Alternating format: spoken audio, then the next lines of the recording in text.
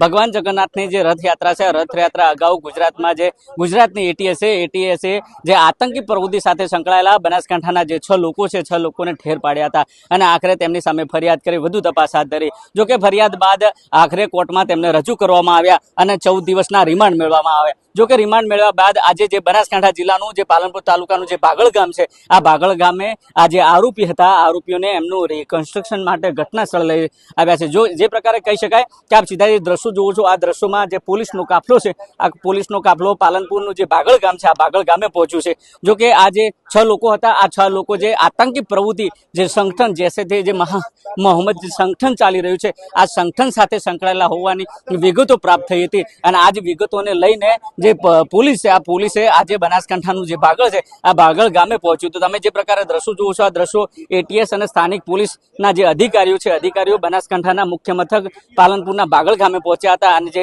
સામેના દ્રશ્યોમાં જે ગલી છે, આ ગલીમાં જે ઘર છે, આ ઘર આવેલું છે, આ ઘરમાં જે આતંકી પ્રવૃત્તિ સાથે સંકળાયેલા જે ઈસમો હતા, એ ઈસમોને લઈને જે ઘટના હતી કે કેટલા લોકો સાથે સંકળાયેલા હતા, કેટલા લોકોના સંપર્કમાં હતા, તેને લઈને જે એટીએસ સહિતનો જે પોલીસનો કાફલો છે, ઘટના સ્થળે પહોંચ્યો છે। જે પ્રકારે ચુસ્ત પોલીસ બંદોબસ્ત વચ્ચે આજે એટીએસ પાલનપુરના બાગળ ખાતે પહોંચી છે। આપ જે સીધા દ્રશ્યો જુઓ છો, દ્રશ્યો બનાસકાંઠાના પાલનપુર તાલુકાના બાગળ ગામના છે અને બાગળ ગામે જે એટીએસ છે, આ એટીએસનો કાફલો પહોંચ્યો છે। એટીએસની જે પ્રકારે જે વિગતો પ્રાપ્ત થઈ રહી છે, આ વિગતોમાં જે આતંકીઓ છે, આ આતંકીઓ બનાસકાંઠાના બાગળ ગામના 6 લોકો સામે આવ્યા હતા અને આજ જે 6 લોકો હતા તેની સામે પોલીસ મથકે ફરિયાદ નોંધાણી હતી અને ફરિયાદને લઈ 14 દિવસના રિમાન્ડ મળ્યા હતા। ત્યારે બીજી બાજુ જે એટીએસ છે, એટીએસને અલગ અલગ પ્રકારના જે માહિતી મળી હતી, આ જ માહિતીને લઈને રાજ્ય સહિત અન્ય જે રાજ્યો છે, આ રાજ્યોમાં દરોડા પાડવામાં આવ્યા હતા અને આ દરોડામાં જે બનાસકાંઠા છે, આ બનાસકાંઠાનું બાગળ ગામ અને સિદ્ધપુર છે, આ કુલ કરીને 8 આરોપીઓની ધરપકડ કરવામાં આવી હતી।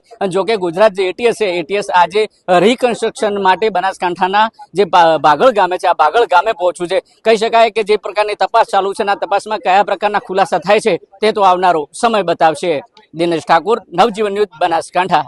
વૈષ્ણવજન તો તેને કહીએ જે પીડ પરા